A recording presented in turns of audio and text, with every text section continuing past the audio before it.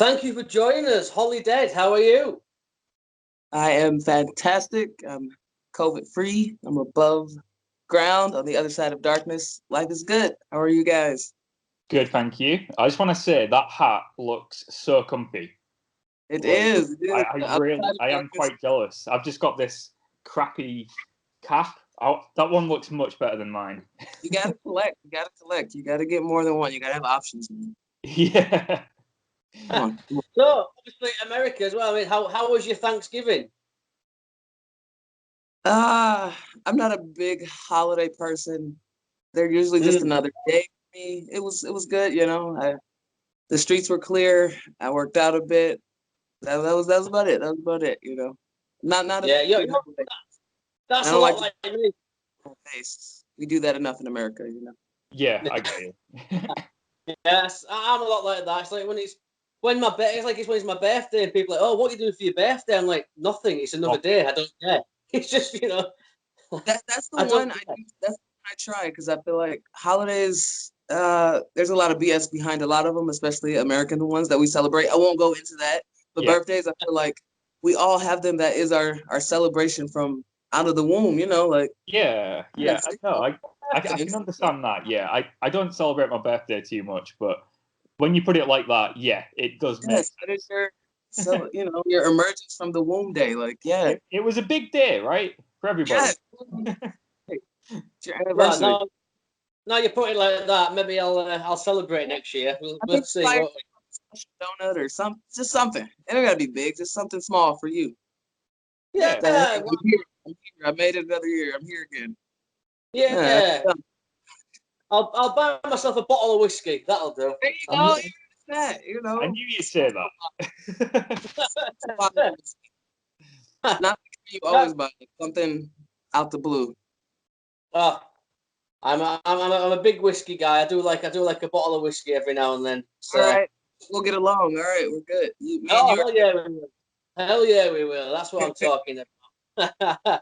I was looking as well into your training, and you're the first person we spoke to that was trained at the Knox Academy with Gangrel and Rikishi. What was that like learning from those two guys?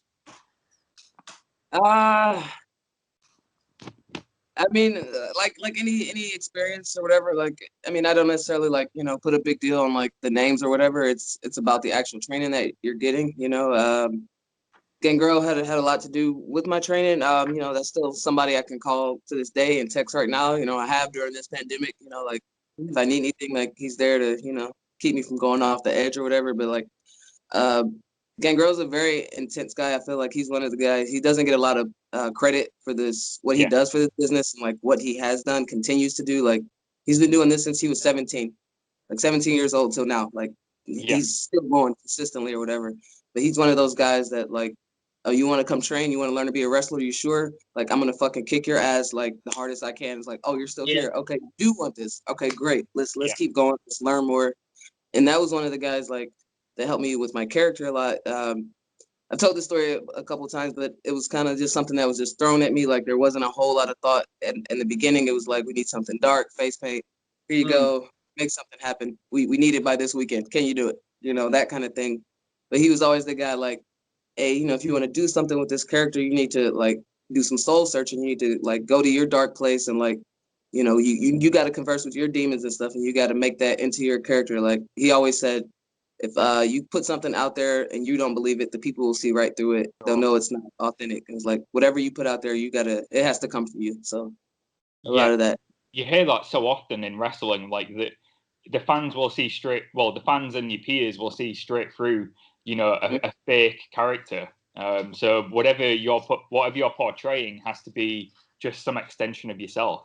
And I don't think there's a better person really to learn that kind of character work from than Gangrel. I've seen him live a couple of times because I'm sure you know he does a lot of work in the UK. He does the holiday camps with All Star Wrestling, and I've seen him there a few times, and it's always been a treat getting to see Gangrel because even in like the later years, he's still putting on some great work. So he puts in work. Like I'm not on a lot of shows with him, but you know, if I am on a show, he's like, They'll pull me aside. It's like, fuck, I'm about to go out there and do this and this. Can you believe I'm still doing all this shit? Like, yeah, you know. I'm like, yes, sir. Do it. You know, show me the way. Please keep guiding us and showing us the right way to do it. Can we appreciate as well, just on a side note, how fucking cool was his music? I mean, the Brood's music. I mean, seriously, man, that's untouchable. No, that's that is always known for is that fucking music. Yeah. Best entrance theme ever. I mean, anytime I hear it, even now, like 20 years later, I still just lose it every time. I just think it's one of the coolest visual entrances ever, and one of the coolest entrance themes ever. Like, what was the biggest thing that you were able to pick up from learning with Gangrel? I mean, obviously, you said to go to this darker place and really refine your character, but how did you do that? I mean, how do you get into that darker place and decide what to pick out? I don't know if that's you'd have to go write down pencil answer. I don't know.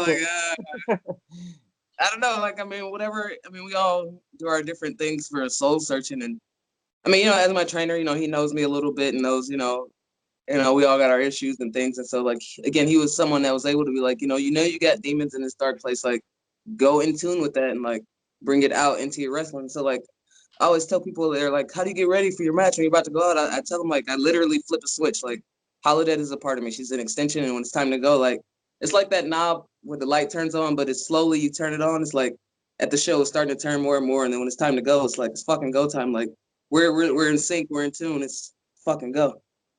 I don't know. I'm trying to answer your question again. I'm gonna start rambling. And then you mentioned one thing about Gangrel. You said the music. He always said.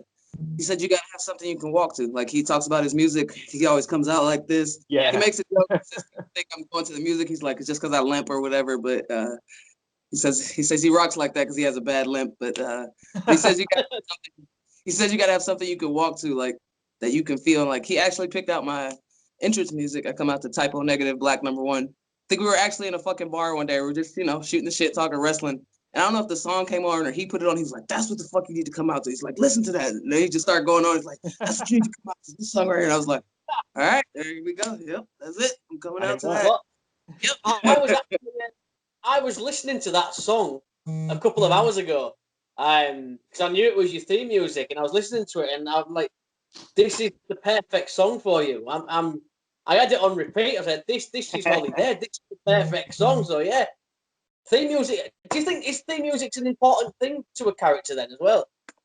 It is. I mean, it's a whole it's like a whole lifeline. You got like the character, your backstory, like your music, your appearance, like it's all encompassed in there. And if one thing is off, it can throw the whole thing off. But I mean, again, that takes time and like building that and finding out who you want to be in wrestling. And if this character will work, I got to change this up. Like it doesn't happen overnight. Obviously, you got to put time in it.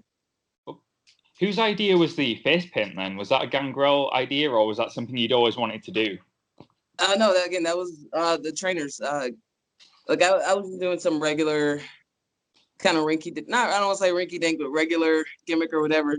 And the thing about it, like when I first started, I was listening to everybody. Everybody's like, "Oh, you should do this. You should do this." And I just started taking everybody's like, "Okay, I should do this. I should add this." And it was just like I didn't know what the fuck I was doing. I'm just like I'm listening to everybody. Like, all right.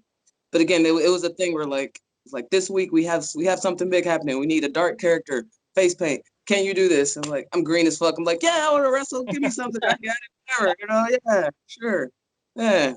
And yeah. Again, there was no direction. It was just like, we need something dark, quick. You up for the task? I was like, all right, I'm green. I want to work. Let's go. Let's do it. And it caught on. It caught on a little bit. So Is the face paint something that you had to learn how to do, or was that just a skill that you already had? Oh no, absolutely. I've said this before in locker rooms, like when girls are doing their makeup, and like they'll ask me to help them with something, and I'm like, and I'll pick up my face paint and say, this is the only makeup I own. Like I don't know how to do any of that regular shit anybody does. This is what I know how to do. I had to learn how to do this. Like, yeah, I'm very much tomboy. I'm not a girly girl. So I mean, I did grow up drawing, so that helps, but it's like drawing on your face. Yeah, it's different, isn't it? A little bit, but yeah. I think I prefer that than what the regular girls do, honestly. It's a lot. Yeah. Obviously, we touched on Gangrel, but obviously, I mean, Did you spend a lot of time with Rikishi as well? And what did you learn from him? When I actually started at the school, he wasn't living in the same city. He was actually in Vegas. So at the time, like, his name was on it, but he wasn't really there. His other cousin, Reno Anawai, he was another one of the head trainers along with Gangrel. It wasn't until probably like my last year that I was training there that Rikishi relocated. So like the first year or whatever, he wasn't very hands-on just because he wasn't living there, but he would stop in every now and then. But like I would say a lot from him, what I got, is the theatrics. Like he was always about like, make something big, sell big, make sure you're showing your face to the camera. You always want to be selling. You always want, have your money maker. He was always about that. Where's your money maker? Where's the camera? What are you looking at? Like that was his thing. He was always on that. Rikishi was always good at the little things like that, like the little visuals. Even the way, like, you remember when there'd be someone in the corner and he'd run and like squish them, and then he'd turn around and just like face the camera, and just the little things like that. As a kid, I was like, that popped me every time. And it's those two moments, like if you can have that connection in the camera or just that connection with the fan in the front row, like that shit goes like so far. You don't know it until you do it, and you're like, oh, okay, this makes sense. Yeah, because connecting with the crowd, is it different connecting with the crowd and connecting with like, if there's a camera streaming it on an iPay-per-view, for example, getting streamed to thousands of people at home, is it easier to connect with the crowd, or is it easier to just like connect with the camera? The people watching at home. Which one is the bigger challenge? Not to sound cocky or whatever, I don't find it a challenge for me. I've been doing it a little bit, so I'm kind of into my niche or whatever. Like I don't know how much you guys saw of my work. I usually talk a lot in my matches. Yeah. And the stuff I say, I don't plan. It just like I just go with the flow, and people seem to like that. Like a lot of people are like, oh, that's pretty funny. I was like, I didn't know I was a comedian. Like, okay, that's cool. Like, no, I just like again, it's that switch. It just turns on, and like shit just comes. Like, yeah. And then the camera. The camera I feel it's easier because you don't really got to do much. You just got to fucking look at it and make your facials and whatever. But again, it's that little moments that people do miss, and they're just in their own mind, going through the match, going through the motions. Again, that's something that comes from training. If you're being taught right, don't just go through the motions. You have to connect with the people, connect with the camera. Like all that shit matters. We're theatrics. Yeah. Yeah, and obviously, I know you said that about watching you. I was watching one of your matches today, actually. A fellow wrestler, Lana Austin, posted it on her Twitter. You and her at Progress in the UK. How did you find wrestling in the UK and Progress? I absolutely love wrestling in the UK. A lot of times, I often say like, I'm a stray. I don't have a wrestling home or whatever. I don't have a company I call my home or whatever. And like going to the UK, honestly, I feel like I get treated better there. I don't know what that is, but like I feel like I get more love over there. I don't know. It's weird, but it's different, and I like it. When you can get that, I think it's a Progress chant or a British chant. It was that the Holly, fuck yeah. That Progress, I was like, oh, I made it. I've arrived. Like shit happened. It's real. Like this is great. But no, Progress just being one of the top tier companies in the UK. Like I thought that was awesome that they gave me an opportunity to go out there and do that. And that was still one of my favorite matches of all time with Lana, and that was in her hometown. And she was like, I want to fucking go. This is home. I'm like, all right, let's fucking go. Let's fucking do it. So she wanted to go balls to the walls. It's a big deal. Progress, and it was like, fucking go. Let's do this. So it was cool. Hell yeah. Yeah, in fact, she actually did put that on her tweet. That is her favorite match. So she said the same thing. So I was watching that and I was like, this is good. Obviously, in the UK scene as well, it's people always say it's that British strong style. Is that more of what you prefer? That smash mouth kind of strong style? Just for me, like I feel like in this day and age, like something's hot and everybody's trying to keep up with it. Like I hate to call it the super indie style or whatever, but let me word this right. I don't know. I feel like you got to find what's for you, what works for you, and go with it. Like again, going back to training, that was something Gangrel would always say. Like you don't have to do everything. Like, know how to Yeah. do stuff. Like, find what works for you, find what you do well, and do that. And I'm obviously a bigger girl. I'm taller. You know, I got more weight. So, like, I don't need to be doing lucha style or, you know, like, I am a big girl. I need, you know, I lift heavy weights. I should be bodying bitches. That's what I like to do. So yeah, I do like, and again, being trained by Gangrel, like, he beat the fuck out of us, you know, in a good way. I don't just put that in a good way, in a training way.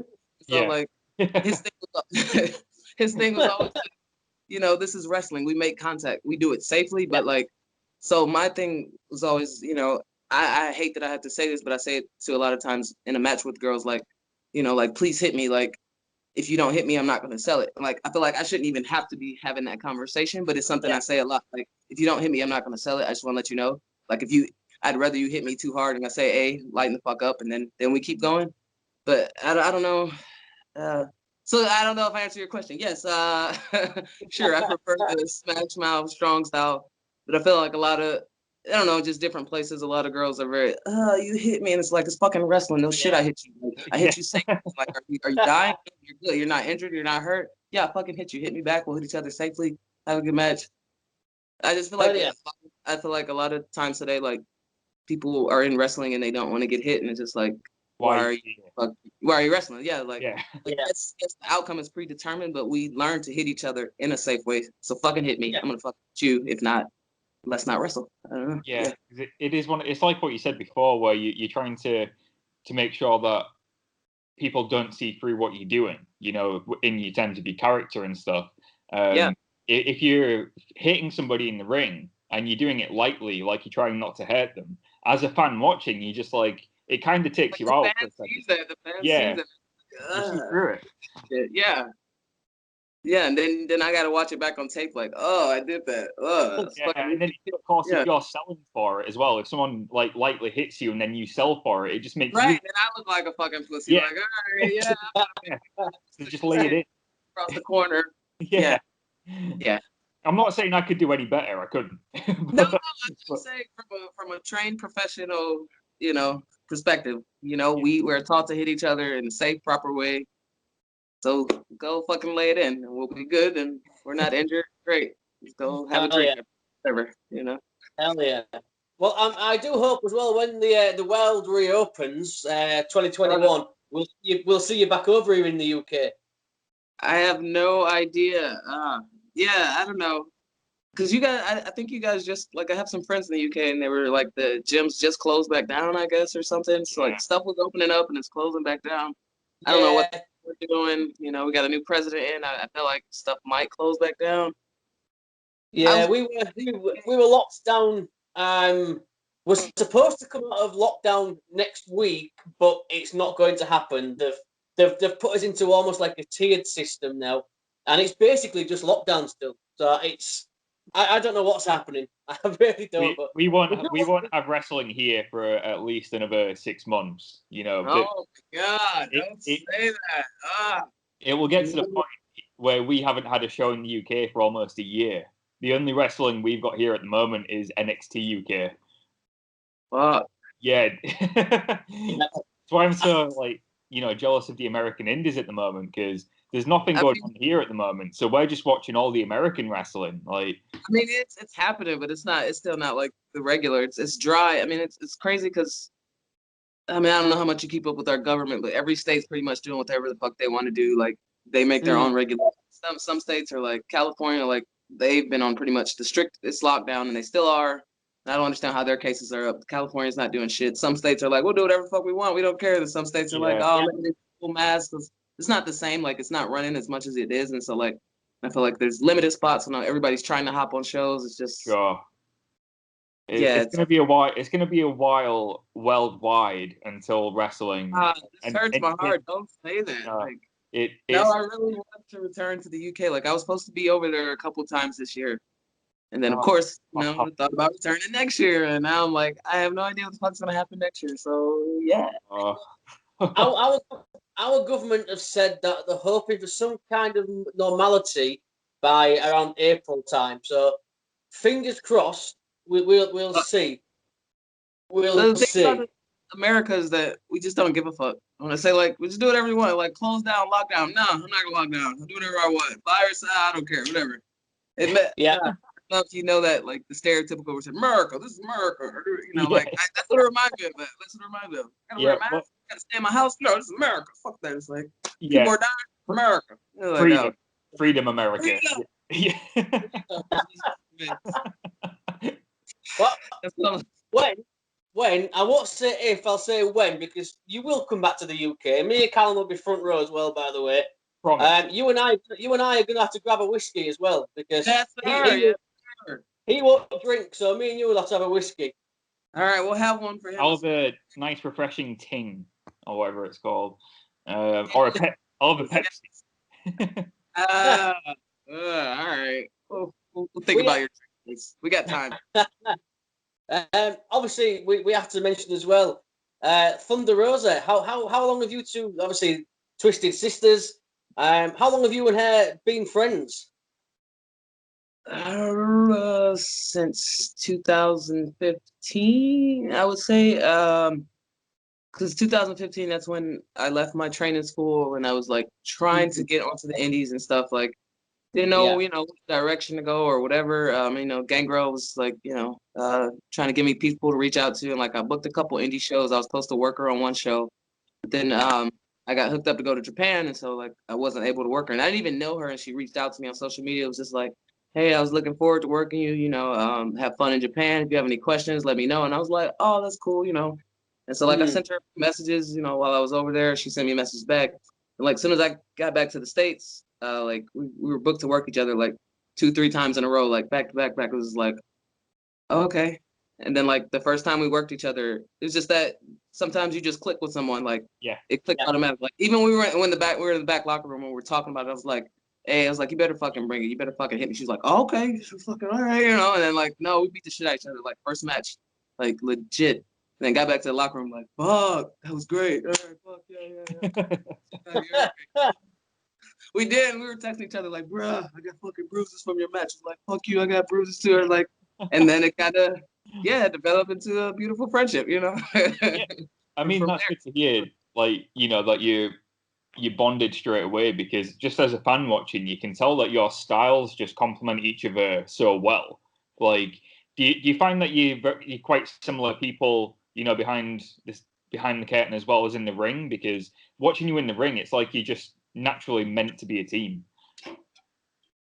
It's funny that you say that, because like we always say that we were meant to be in each other's lives, not to be all sentimental or whatever, all the bullshit, but because like every time we work each other, like just shit would start to click when we learned more about each other or whatever. Because we were both part of Oedo Tai in Japan, so like we ran that story like, oh, sister versus sister. So that's where like then we came together, Twisted Sisters, become a team. And then we found out like we were born like maybe like 3 hours apart, same year and everything. And we're like, dude, you were meant to be in my life. Like, you were meant to be in my life. Like, yeah. Like, we're very similar in a lot of aspects, but we're very different at the same time. Like, we do clutch heads, but just the thing about our relationship is that we bonded enough to where like, if somebody does something fucked up, we're able to go to the other person like, hey, you've been acting like a fucking bitch, this and that. I feel this way about it. And then we're like, oh shit, my bad. I didn't know. Okay, I won't do that again. Hug, we good. Great. Like, yeah. That's, yeah. She's obviously, what's your thoughts about like the year she's having as well? I mean, she seems to be on a roll at the moment, doesn't she? Everywhere you go, she's doing something. No, like pandemic or not, like she's been fucking killing it. Like pandemic ain't standing in her way. No, that's what's up. Like finding a way to still fucking kill it and crush it. No, like, and she's one of the people, like I've been able to see her career from almost when it started to now, and just like, and I know a lot of bullshit that she's dealt with in the business, and people that just have tried to shit on her and say like she's not good enough or she hasn't been doing this long enough to get this opportunity. And like, and it's still people like doing that same thing, and she's still like, nope, I'm here, fuck you, nope, I'm gonna still keep climbing and doing my thing. So like, yeah, fuck all the haters, good shit, keep doing it, sis. Yes. Well, one of the projects she's got going on at the moment is obviously Mission Pro Wrestling. That just looks incredible. And you're going to be part of Mission Pro Wrestling too, right? From the very start. Well, it's already in progress. Next show is December 11th. I'm actually part of the commentary team. With Brittany, right? Yes, with Brittany Nicole. Yeah. Yeah, that's something different for me, for sure. I was going to say, how do you feel about that? Do you feel like it's going to be... I feel like you and Brittany is going to be an interesting team. Well, we've actually already did it a couple times. When I volunteered to do the commentary, I was actually just joking. Like I knew about Miss Nicole and whatever. Like she put out a post on her Facebook, it was like, any ladies that want to help, and I just jokingly was like, yeah, if you need somebody on commentary, let me know. I was joking, like. Then I think I messaged her husband Brian. Was like, hey, if you guys need any help with the show, let me know. He's like, oh, I think Thunder has you down for commentary. I was like, oh, guess I'm doing commentary. All right, cool, okay. And I mean, obviously, I've watched wrestling growing up, so I know commentary is an important part. And I've heard commentary before on indies too, where it's just been like, oh my God, let me fucking mute this and like, oh yeah, get through it. I was like, all right, I don't want to be like that. I hope I'm good. And like, I had never met Brittany Nicole. We were just talking back and forth online, like, oh, what are you gonna wear? Making posts or whatever. And it was the thing, like me and Thunder Rosa. It was like we just clicked, like we just sat down and we just started fucking shooting the shit. It was like fans have, they raved about it. Not to give myself a big head or nothing, but they've given us like comparisons to like Gorilla Monsoon and Bobby the Brain. I was like, oh. Awesome. That's right. I was like, oh shit. I was like, I'll take that. Like, okay. That's the best. Right? Yeah. That's the biggest compliment you can get, I think, isn't it? Right. I was like, okay, all right. I guess we're doing all right. like we don't plan anything. Like I think the first show we did like ended up being chop night, and we kept counting. And like and I think like Brian came and was like, did you guys decide to do that? He was like, oh, that was random. There was one good chop, and we just started tallying them up and kept it going. Like we have little banter back and forth. Like it's a natural chemistry. It's nothing that we planned. It was just she grew up a wrestling fan. Likewise, so it's just like two fans sitting down watching, but we know we got a job to do, kind of thing. Yeah. We spoke to Brittany a few days ago actually, and she's doing great work with Elevate Pro as well. Great work going out of there. And she did mention you and speak highly of you as well. So it's nice to know you're both enjoying what you're doing with the commentary. And you mentioned as well Japan, because we've spoken to a few people and they always say their dreams to go to Japan. You've been to Japan. What was that experience like? I wish I would value my time while I was there more, and been in that moment. But no, Japan is great. It's a different atmosphere as far as like wrestling. The crowd, they're more quiet. It's like they're students of the game. It's like they're kind of studying. You do something, and they're like, oh, okay. Yeah. Oh, then one big thing, then it's like, okay. So you got to kind of get used to the rhythm of like, okay, this crowd is not just they're gonna chill, do something, cheer, like that's their kind of style. But just experience as a whole, just like training, like while I was there, we were in like training with like Io Shirai and Kaidi from WWE, like before they went off there, like so just being able to train with like some of the best in the world.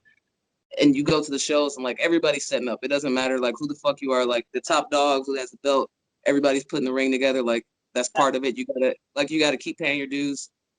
Like the training they do, like the kids, it's crazy because like the kids will start at like 10, 11, and like I don't know if your body's supposed to be doing all that, when you're that young, but they're hardcore about it.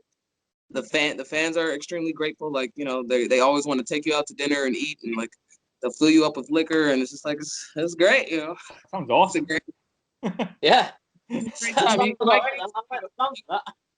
you can gain a lot of weight over in Japan though, and not meaning to at all. Not because it's like you'll go out like the fans, I forget what they call them, not sponsors, but like they're always like, hey, you want to go out? They take you out to eat, and you finish a drink, and they're like, more, and they just keep. Every time your drink is empty, they just pour and pour. Wow. And Japan is like right. And Japan is like a tourist friendly kind of place. Like I don't know, you go somewhere and you drunk and you're like, oh, I don't feel safe walking out. Like I've had a night or two where I've been on the train drunk, walked out like, okay, and walk back to the apartment, stumbling drunk. But okay, like people keep their doors unlocked. It's like it's one of those things. Like I lost my entire wallet over there, like with my passport, credit cards, everything. I was freaking the fuck out. I'm at the grocery store, like I couldn't find my wallet. I'm going everywhere trying to find it. I ran back to the train station. I'm like, oh my God, I don't have my passport. I have my ID. I went back to the grocery store, almost ready to cry in tears. And there was someone looking for me. They waved me down. They were like, you. Like they had my entire fucking wallet, everything in it. Like they were looking for me. And I was like, wow. Right, exactly. I'm like, that would exactly. not. My heart started is, oh my God, thank you. You have no idea. My American ID, passport, all the money I had, everything was in there. That wouldn't happen here or in America. Anywhere. They don't litter over there either. When I first got there, like, not to be a shitty American, but, I had something in my hand and I wanted to litter. I looked around and like there was no trash on the floor anywhere, and I'm just like, huh, all right. Because they go like they recycle like 5 or 6 different containers. I don't remember what everyone is. I'm like, okay, they're clean about theirs, so I respect it. Some of the nicest people, great experience. Like for a wrestler, I feel it kind of like if you want to do full-time wrestling, it is like the Mecca place. But like they expect you to work. Like it's not like you can go over there and have fun, but you got to work. Go to training, like perform at your shows. Like they expect that of you. Usually if you're in Japan, you're there to wrestle and nothing else. So there's no excuse like not to go to training, not to perform at shows. Like I think that's what some people do. Go over there and they either fanboy or fangirl out. They're like, oh, I'm in Japan. I just want to have a good time and party. So for anybody, looking to do that, it's a good time, but you're also there to work. So remember, that's first priority. Yeah, it's a bucket list for me and Callum to go to Japan, isn't it? To go over there and visit. And absolutely. Hopefully, you never know. Maybe around Wrestle Kingdom time, we'll see. But it opens up. It's certainly on the bucket list. It's certainly on there. But you mentioned You mentioned Io Shirai as well. After WWE, you had a match on Raw. Am I right? Did I? With Bayley. Did Holidead have a match on Raw? Well, not Holidead, but you have okay. Okay. Like Holidead has never worked or appeared in the WWE. There's a jobber by the name of Cammy Fields. She's done her rounds, and I like it. Yeah, I like it. Yeah, she's got more appearances than me. Cammy Fields did appear on Raw and NXT, so good for her. Good for that girl. Fine. Yeah. Obviously, as well, Ring of Honor. We've spoke to a few Ring of Honor people lately. We actually have a regular now. Kerry Silkin's become a regular on our show as well. What's the Ring of Honor experience been like for you? Because we think at the minute they're doing some really good work again at the moment. Yeah, it was a good experience. Just short-lived. So, I'm grateful for anybody that gives me, an opportunity to perform on a different platform on another level. I enjoy, working there. The people, again, it was just short-lived, so I wouldn't mind, being somewhere that has a permanent stay or permanent, ground coming back. So, that's the only thing for me. It's just like, it was cool, but it was just like, all right, a couple shows, and then that was it. So, yeah. Well, I sign you up in a heartbeat. Just throw it out there. I appreciate you. Get a company, man. Get a company, please. Well, we will. Callum, let's make a company. Yeah. Let me know when you guys are ready. Let me know. Hey, we'll do it. Callum's done that before. Callum's promoted a show before, We could do it again. It was a lot harder than I imagined. I was only 19. I was 19 years old, and I spent so much money. I'm still in debt now from it, You probably overpaid. You probably overpaid some people. They were probably like, it's 19-year-old. Yeah, they probably saw. They worked. On my second show, I had someone take me backstage and say, hey, just so you know, the guys that I've just come with have been talking about how they can charge you double and also get you to pay all of their expenses individually. And I was like, all right. And I still ended up paying it because I wasn't going to tell these guys no. So that was a bad idea. So no, okay. Oh, yeah, I learned some lessons. For sure, I bet. Yeah. Yeah, I think that lesson was never do a show again. Yeah, that was it. Yeah. There you go. So before we start to wrap up and let you get on, what can we expect for Holidead in 2021 if the world opens? Oh my God. You know, since I've been in wrestling, I usually, you know, make out some goals and like what I want to accomplish in the next year. I can't say I have done that for 2021 wrestling because I have no idea. You know, like I know some companies have went away and they're not coming back. I know some companies they said they're not running until like things get a hold on, and I feel like with COVID, it's something we got to learn to live with. It's not, you know, I feel like it's the flu, and as far as like it's not going anywhere. It's here. We got to learn how to deal with it in society to keep moving. And until we figure that, like, you know, the indies has suffered the most, and you know, not being signed to a major company, it's hard to work consistently if there are no indies. So, like, honestly, you know, before this, you know, Europe was somewhere I didn't want to come on a more of a like a long-term stay, like, you know, 6 months or so.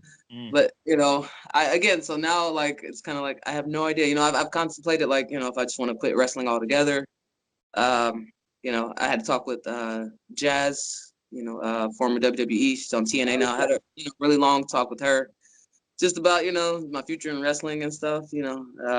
So again, like it's very hard for me to say right now because it's so much up in the air. Like, you know, a lot of the companies that I've worked for and want to continue working for, they're not running regularly right now. So it's like, I don't know. I'm not signed anywhere, so I don't have anywhere where I can work consistently right now. So it's not an easy question to answer, is it? Yeah, no, I have no fucking idea. That is my answer. That because again, I usually do write goals. Like I want to go here, I want to do this. Like I mean, when the pandemic started, I was in the UK.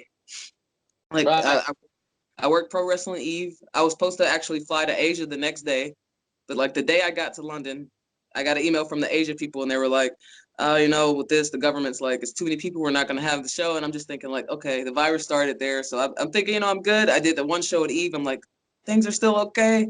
Then like the following week, I was supposed to be in the Netherlands. And like the middle of the week, they messaged me like, hey, the government's like, no go. And I'm just like, fuck. And then I had like one weekend left. And it was in the UK, and I'm messaging them like, hey, we still good? They're like, we're still good. Just messaging them throughout the week. And then I think like finally that Wednesday or Thursday, they had me like, hey, we can't have anything. And I'm just like, wow. Right, because I was in the UK that whole time. It's just like I'm not doing anything. It's like so I'm not making any money, and I'm just like fuck me, you know? Yeah. So yeah, that sucks. And I was supposed to come back. I was supposed to come back in May. Like I was supposed to be in the UK, Germany, a couple other places, but you know, obviously, COVID is lasting a little longer than expected. So yeah. We'll get you back. We'll get you back over here. Yeah, me and you. Don't happen. That on recorded lines, all right? Because I can play this back, all right? Then I don't have to play this back and be like, remember, you said you'd get me back. Pay up. Now pay up, yeah. Sorry, take it back. It's okay. It'll happen. I'm confident the world will reopen again and we'll get wrestling back properly. And we will get you back over here. Yeah. It will happen. It will happen. Before we wrap up as well, please, is there anything you want to promote? Plug social medias, merchandise? If anybody wants to follow me and adventures and things on Twitter, you can follow me at Holidead. I have a Facebook fan page called Holidead. You can follow me on Instagram, Holidead and I, Holidead, the word and the word I. I have a YouTube channel. It's called Holidead. I have a storefrontier, storefrontier.com/Holidead if you like merchandise. If you want some other merchandise, you go to prowrestlingtees.com, enter Holidead. If you don't see anything you like there, you can email me at holideadwrestling@gmail.com. I have some other merchandise available, or for business inquiries, not to just to chat, but for business inquiries, you can use that email. Don't abuse it, okay? Jesus Christ. I think that's all I got to promote at the moment. I'll be at Mission Pro December 11th. December 12th, I'll be at Synergy in New Jersey. And there might be one more show I'll be on this year, but it hasn't been announced yet. So we'll see. Excellent. Well, we'll keep an eye on. I'm sorry. Keep supporting independent wrestling. Support your independent wrestlers. Support your small businesses. We need your help. Absolutely. Hell yeah. We'll keep an eye out for all those as well. And we've become quite close with Synergy, and Colin, who runs Synergy, we've become quite close with them. So it'd be cool to see you there as well. So we'll keep an eye out for all that.